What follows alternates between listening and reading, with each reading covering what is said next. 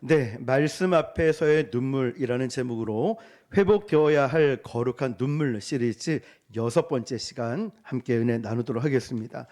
여러분, 오늘날 우리 시대를 보면 인류 역사상 성경을 접하기 가장 쉬운 시대에 살고 있습니다. 집집마다 성경책이 서너 권씩은 있고 또 핸드폰만 열면은 언제든지 번역된 성경의 다양한 책들을 볼 수가 있습니다. 유명한 목사님의 설교가 24시간 유튜브에서 쏟아져 나옵니다. 바야흐로 말씀의 홍수 시대를 우리는 살고 있습니다. 그런데 아이러니하게도 아모스 선지자는 마지막 때를 이렇게 예언합니다. 아모스 8장 11절 보니까요, 주 여호와의 말씀이니라. 보라, 날이 이를지라 내가 기근을 땅에 보내리니 양식이 없어 주림이 아니며 물이 없어 가람이 아니요 여호와의 말씀을 듣지 못한 기갈이라. 여러분, 말씀이 넘쳐나는데 왜 기갈이라는 표현을 썼을까요? 이 기갈이라는 뜻이 뭐냐면, 귀로는 수많은 정보를 듣고 정말 우리의 삶에도 말씀을 엄청나게 듣고 있습니다. 그런데 이 말씀이 내 심령을 쪼개고 들어와 내 영혼을 뒤흔드는 생명의 말씀으로 경험하지 못하기 때문에, 잘 보십시오. 저는 오늘 여러분에게 이렇게 묻고 싶습니다. 성경을 읽다가 가슴이 터질 듯한 그 마음 때문에 엎드려 울어본 적이 언제이십니까?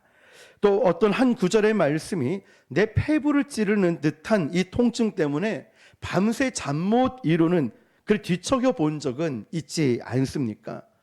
혹시 주일날 교회 올 때 이 성경책을 먼지를 툭툭 털면서 이렇게 갖고 오지는 않으십니까? 여러분, 우리 영혼과 하나님 사이의 거리가 멀어져 있는 것 같지는 않습니까? 그래서 종교개혁자 마틴 루터는 이렇게 말을 했습니다. 나는 성경을 연구하다가 이해가 되지 않으면 책을 덮고 무릎을 꿇었다. 그리고 울었다. 눈물이 마를 때쯤 말씀이 열렸다. 여러분, 성경은 지식으로 읽는 책이 아닙니다. 성경은요, 하나님의 피 묻은 사랑의 편지입니다. 편지를 보내신 그분의 마음을 읽지 못한다면 글자는 아무런 능력이 없습니다. 오늘 우리가 회복해야 될 거룩한 눈물, 그 6번째의 눈물은 바로 말씀 앞에서의 눈물입니다. 이 눈물은 두 가지의 맛을 가지는데요, 한 가지는 말씀이 꿀송이처럼 달아서 그 감격에 흘리는 그런 감격의 눈물이고요, 또 다른 하나는 이 말씀의 거울 앞에서 내 자신을 보니까 너무 처참해서 흘리는 회개와 순종의 눈물입니다. 두 가지입니다. 감격의 눈물 첫 번째, 그리고 두 번째는 내 자신을 보면서 처참한 이 회개와 순종의 눈물이죠. 그래서 오늘 저는 세 사람의 인물을 통하여서 그 눈물의 의미를 살펴보고자 하는데요, 그 첫 번째는 예레미야이고, 두 번째는 시편 기자이고, 세 번째는 에스라 선지자입니다. 그러므로 이 세 명을 통하여서 저는 저와 여러분들이 잃어버린 말씀의 감격을 회복하는 은혜가 오늘 저와 여러분에게 있기를 축복합니다. 자, 먼저는 예레미야의 감격이고 예레미야 선지자를 통하여서 살펴보고자 합니다. 여러분, 먼저는 예레미야 15장 16절 말씀을 한 번 더 읽어볼게요. 시작. 만군의 하나님 여호와시여, 나는 주의 이름으로 일컬음을 받는 자라. 내가 주의 말씀을 얻어먹었사오니 주의 말씀은 내게 기쁨과 내 마음의 즐거움이오나. 아멘. 자, 여러분, 이 부분들을 우리가 조금 더 살펴볼 필요가 있는데요, 먼저는 예레미야 상황을 우리가 이해해야 됩니다. 예레미야는 어떤 선지자라고 불렀죠? 별명이 눈물의 선지자였습니다. 왜 그러냐면, 이제 내리시면 되고요, 야는 사람에게 미움을 받았고 동족들에게 배신을 당했습니다. 아무도 그의 얘기를 들어주지 않는 철저한 고립 속에 있었습니다. 그래서 예레미야는 외로웠습니다. 죽고 싶을 만큼 외롭고 고독하고 괴로운 시간을 보냈습니다. 그런데 예레미야가 무너지지 않고 쓰러지지 않고 죽지 않고 버틸 수 있는 유일한 힘이 무엇이었을까요? 아까 본문에 나왔죠? 주의 말씀이었다는 거예요. 주의 말씀을 먹었다라는 표현들이 있습니다. 자, 그러면 이 말씀을 우리가 보면요, 여기서 예레미야가 사용한 두 가지의 동사에 우리가 주목해 봐야 됩니다. 자, 화면을 한번 보시면은 첫 번째는 말씀을 얻었다라고 했는데요, 원어를 찾아보니까 얻었다는 표현이 어디 누구한테 얻었다 이런 표현이 아니라, 물건을 얻었다 이런 표현이 아니라 마치 보물찾기 하듯이 발견했다, 찾아냈다라는 거예요. 마치 광부가 땅속 깊은 곳에서 다이아몬드 원석을 발견하듯이, 또 보물찾기 하듯이 말씀을 찾았다라는 뜻입니다. 정리하면 예레미야의 고백은 이런 것입니다. 하나님, 이 말씀은 제가 선택한 길이 아니라 하나님이 저의 인생에 발견되어지게 만드신 말씀입니다. 하나님이 나에게 주신 말씀이라는 거예요. 그러면 여러분, 성경을 우리는 어떻게 읽어야 될까요? 오늘 하나님께서 나에게 주신 보물은 어디에 있을까? 이러면서 성경을 읽고 나갈 때 그 설레임과 갈급함이 있다는 거예요. 우리 교회에서 새벽 예배를 드리며 요즘 성경 통독을 하고 있는데, 그 성경에서 하나님의 새벽마다 주시는 말씀이 기가 막혀요. 정말 꿀송이처럼 달고, 아, 내가 이렇게 살아가야 되겠구나, 하나님의 말씀을 통해서 배우는데 너무나 놀라운 사실들을 배우고 깨달아요. 그래서 새벽에 오늘 어떤 말씀 주실까 기대가 되는 것이죠. 혹시나 어떤 분들은 의무감으로 성경을 읽고 있지는 않으십니까? 자, 두 번째, 아까는 찾았다는 표현, 얻었다는 표현이 찾았다는 것이고, 두 번째는 먹었사오니라는 표현. 저는 이 말씀이 굉장히 와닿았습니다. 먹었사오니의 뜻이, 핵심이 뭐냐면 이 말씀이 나를 변화시켰다, 말씀이 내 삶의 방향을 결정했다, 말씀이 나를 편하게 하진 않았지만 이 말씀이 나를 살렸다, 이것이 바로 먹었사오니라는 표현입니다. 자, 여러분, 이 말씀을 예레미야는 눈으로 읽고 끝내지 않았다는 겁니다. 여러분, 이 말씀을 곱씹은 거예요. 그냥 입으로 씹었어요. 위장으로 보내고 소화를 시켜서 말씀이 내 피와 내 살이 되었다는 것입니다. 이것이 바로 먹었다라는 표현입니다. 음식을 볼 때, 야, 이게 맛있는 음식이 있네, 이거 치킨 피자가 있네, 짜장면이네, 이러면서 그냥 구경만 하면 배부르지 않습니다. 배부르려면 어떻게 해야 될까요? 이 음식을 먹어야지요. 먹어야 맛을 볼 수 있고 영양분이 나에게 축적이 되겠죠. 그런데 오늘날 많은 성도들은 말씀의 미식가처럼 그저 설교를 평가하고, 오늘 목사님의 점수는, 설교 점수는 별 5개, 오늘은 좀 길었으니까 별 1개, 오늘 좀 사투리가 심했으니까 별 2개, 오늘 재밌었으니까 별 5개, 이러면 안 된다는 거죠. 설교를 자꾸만 누군가는 평가만 하고 먹지 않았다는 사실입니다. 그래서 영혼이 바짝바짝 메말라 갑니다. 말씀을 먹었다, 이것은 어떤 표현일까요? 어떤 의미가 있냐면, 그 말씀이 내 인격체로 들어와서 나를 완전히 장악하는 것, 이것이 바로 말씀을 먹었다는 것입니다. 이 말씀을 들을 때 또 여러분들의 반응은 그냥 말씀 좋네, 고개를 끄덕이는 게 아니에요. 하나님 말씀을 들을 때만큼은 아멘, 아멘, 그 말씀대로 나에게 이루어질지어다, 저는 그것을 믿습니다, 아멘, 아멘 고백하는 것이 말씀을 먹는 것입니다. 아멘, 이 말씀대로 내가 살겠습니다, 아멘, 이 말씀이 나에게 이루어질 것입니다, 아멘으로 고백하는 것이죠. 전인격적인 반응입니다. 그러므로 말씀을 먹는다는 것은요, 그 말씀이 내 인생을 책임져 지도록 그냥 맡기는 거예요, 내 인생을. 이게 말씀을 먹었다는 것입니다. 여러분, 예레미야는 이렇습니다. 말씀을 먹었더니 그 결과가 어떠하냐면, 내게 기쁨과 내 마음에 즐거움이 있나니.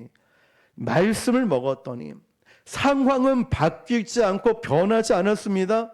여전히 예레미야는 핍박을 받고 여전히 가난했고 여전히 고독했고 외로웠습니다. 그러나 하나님의 말씀이 나에게, 예레미야에게 들어왔더니 세상이 줄 수도 알 수도 없는 기쁨이 내 심정 안에서 터져 나왔다는 거예요.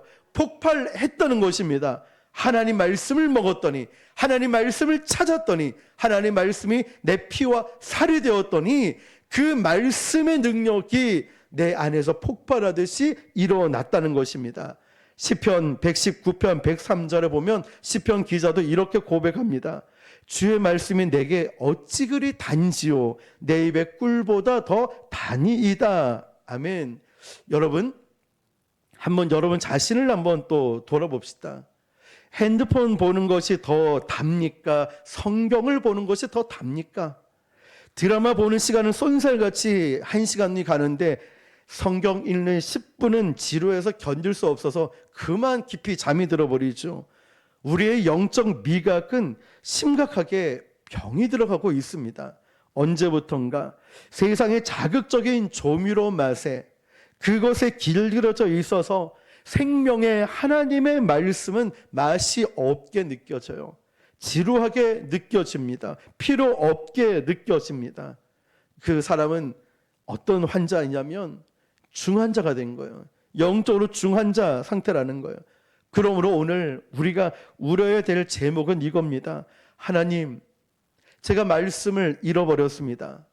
하나님, 제가 말씀의 맛을 잃어버렸습니다. 첫사랑, 주님을 처음 만났을 때 밤새워 성경을 읽고 펑펑 울던 그 감격을 저에게 다시 회복시켜 주십시오. 하나님 말씀을 발견하고 그 말씀은 내가 먹었던, 그리고 기쁨에 가득 찼던 그 감격을 저에게 회복시켜 주십시오. 오늘 저와 여러분에게 이런 감격이 회복되기를 축복합니다.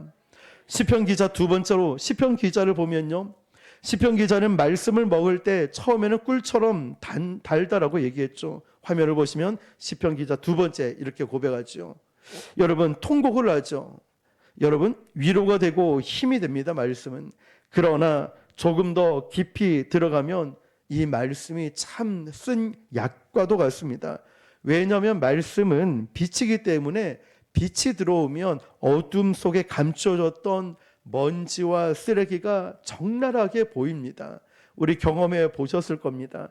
우리 집에 햇빛이 쫙 들어오는데 창가로, 그런데 평소에 보이지 않던 먼지가 왜 그렇게 많은지.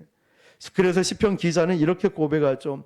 시편 119편 136절에 그들이 주의 법을 지키지 아니함으로 내 눈물이 시냇물같이 흐르나이다. 그들이 누굴까요?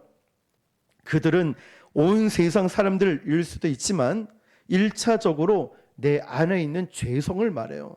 그들이라는 건 나이고 바로 여러분을 의미하고 있어요. 여러분 속에 들키진 않았지만 은밀한 가운데 있는 죄를 말씀이라는 거울에 비춰보니 내가 너무나 충격적인 죄인이라는 거예요. 하나님은 사랑이라고 하셨는데 나는 미워하고 있어요. 또 힘세고 강한 사람한테는 찍소리를 못하는데 연약하고 아프고 장애가 있거나 그런 사람. 하나님은 거룩이라고 하셨는데 나는 거룩한 척을 하고 있고, 알고 봤더니 내 안에는 거룩함을 잃어버리고, 말씀과 내 삶의 괴리를 발견하게 될 때 우리는 더 이상 견딜 수 없는 아픔을 느낍니다.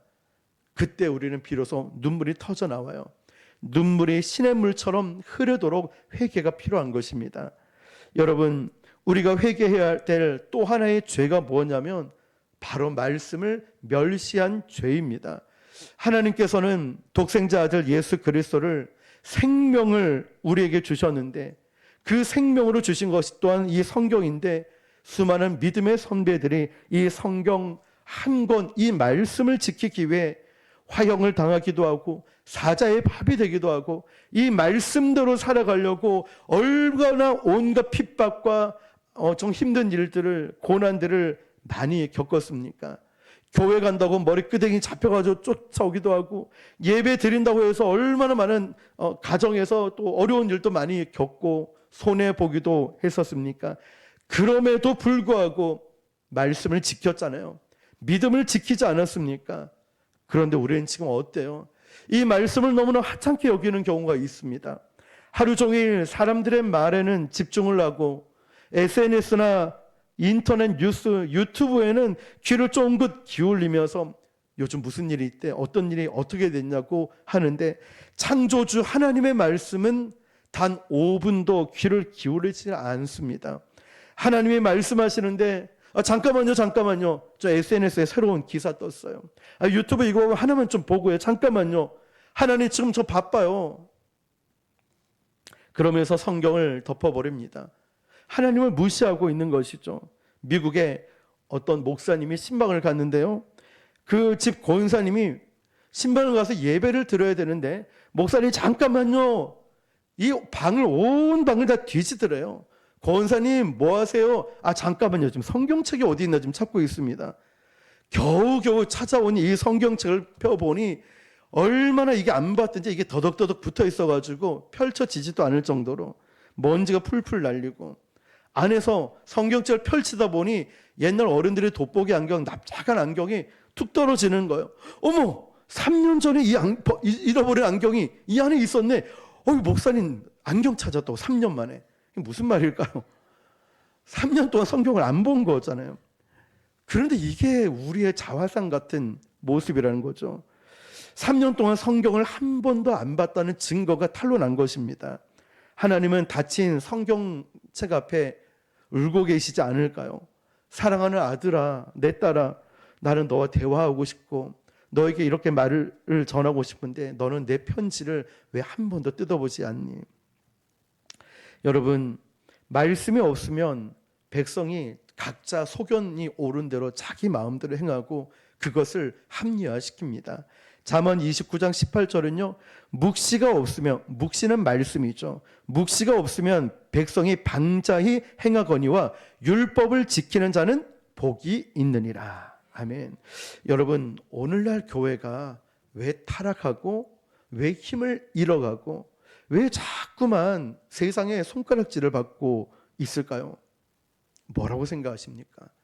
말씀의 기준이 무너졌기 때문에, 교회가 교회의 본질을 잃어버렸기 때문에, 자기 소견에 옳은 대로 내 감정대로 믿고 있고, 기분 나쁘면 다른 교회 가버리고, 기분 나쁘면 예배 안 드리고, 내 감정대로 하나님 말씀 앞에 목숨을 걸지 않고, 그러므로 우리가 두 번째로 흘려야 될 이 눈물은 뭘까요? 바로 주님, 제가 주의 법을 버렸습니다. 말씀보다 돈을 더 사랑했고, 말씀보다 내 자존심을 더 앞세웠고, 말씀보다 내 인생이 더 중요했던 것 같습니다. 이 부족한 종을 용서해 주십시오. 세 번째는 에스라입니다. 우리가 에스라의 개역을 보면 에스라의 엎드림과 그 백성의 통곡이 있는데요. 마지막으로 우리가 에스라의 눈물을 살펴볼 텐데, 에스라는 바벨론 포로로 돌아온 후에 이스라엘 백성들이 이방 여자들과 막 결혼을 하고 이방 사람들과 막 행하다 보니 거룩함을 잃어버린 거예요. 그 잃어버렸던, 상실했던 소식을 에스라가 듣습니다.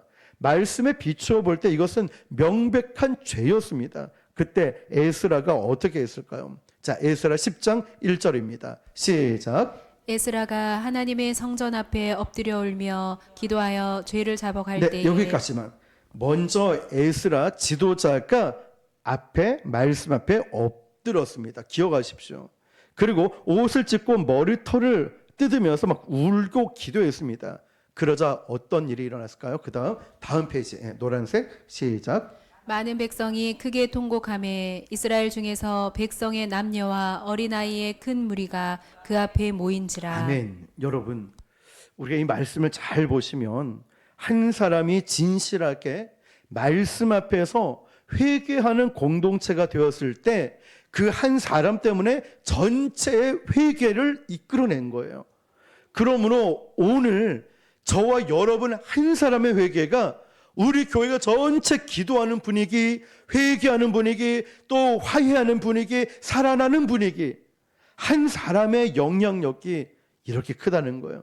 그래서 우리는 1월 첫 주 특별 새벽 기도회 한 주간을 가지면서 금식 기도까지 합니다.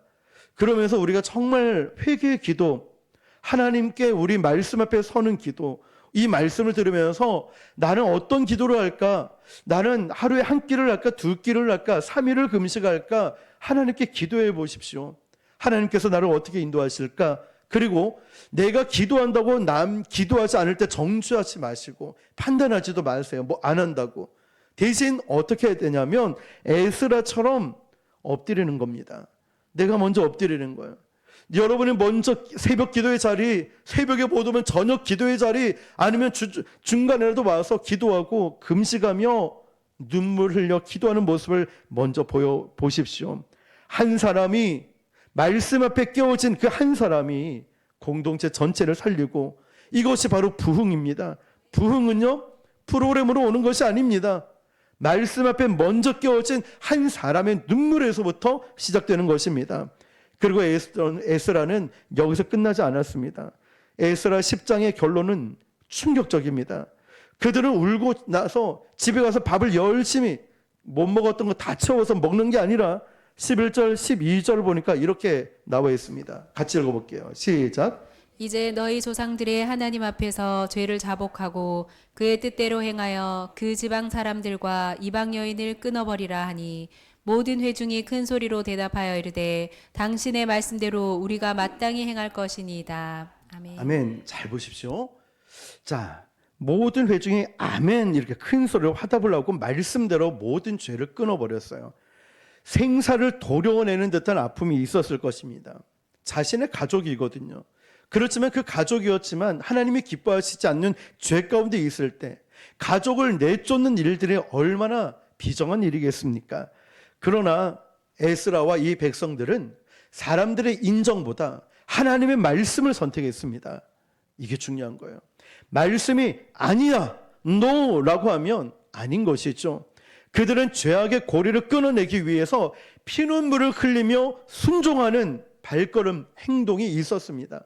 우리가 뭔가 하나님 앞에 순종하려 할 때 바쁜 일 좀 해놓고 나 이것 좀 해놓고 할게요. 그러다 보면 순종 못합니다. 하나님 말씀하시면 즉각적으로 순종해야 온전한 순종이 되는데 나 이거 헌금 다 하고 나면 난 어떻게 살아야 돼? 나 이렇게 기도하고 금식하면 나 어떻게 하루하루 버텨?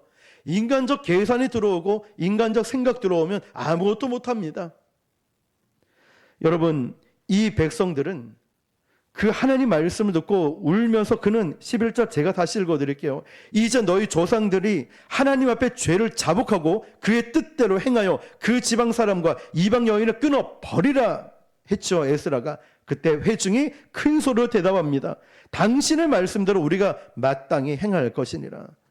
우리의 태도, 하나님 말씀이 나에게 왔을 때 미루고 변명하고 핑계대는 것이 아니라 아멘, 제가 주의 말씀대로 지금 당장 순종하겠습니다. 인간의 인정이 아니라 인간의 계획이 아니라 하나님 말씀이 우선입니다. 제가 말씀대로 피눈물 흘리고 어려움이 와도 순종하겠습니다. 사랑하는 성도 여러분, 눈물은 감정적으로만 나오는 것이 아니라 이 눈물은 순종의 에너지입니다. 설교를 들을 때 어떤 사람은 눈물 흘리는 분도 간혹 계시죠. 오늘 말씀 참 좋았어. 너무 감동이고 너무 은혜스러웠어. 그런데 교회 문을 나서는 순간 예전에 지었던 똑같은 죄의 습관들을 그대로 가지고 나간다면 그 눈물은 가짜일 수도 있다는 거죠. 진짜 눈물을 흘린 사람은 삶이 바뀝니다.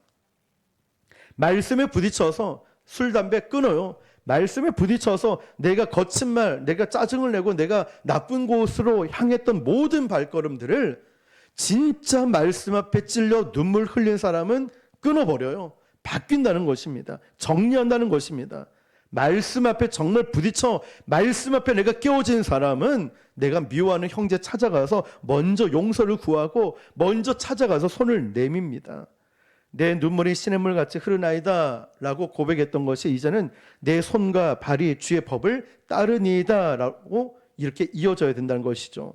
오늘 에스라 시대처럼 우리 교회 안에 지금 다른 사람 볼 것 없이 오늘 이 시간 저와 여러분에게 거룩한 결단이 필요합니다.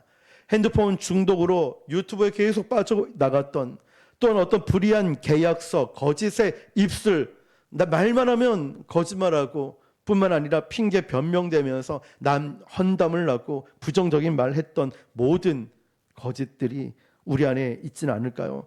말씀대로 살기 위해서는 손해보는 이런 거룩한 바보가 필요합니다.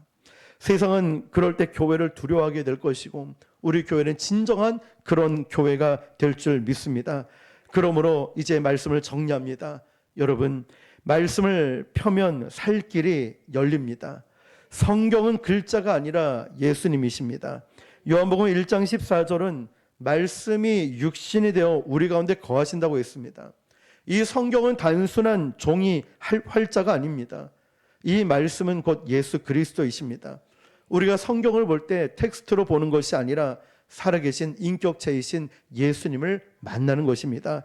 그러므로 성경을 읽을 때 눈물이 나는 것은 당연합니다. 나를 위해 죽으신 그 사랑을 기억할 때, 예수님의 피와 살을 기억할 때, 그 사랑의 페이지가 한 장 한 장 넘어갈 때 눈물이 나는 것은 당연한 것입니다. 여러분, 마지막 때가 될수록 세상은 계속해서 요란해질 것입니다. 수많은 거짓 소리와 미혹이 판을 칠 것입니다. 이때 우리 영혼을 지킬 수 있는 유일한 닻은 오직 하나님 말씀뿐입니다. 오늘 여러분부터 정말 다시 한번 말씀을 펼치기로 결단하십시오.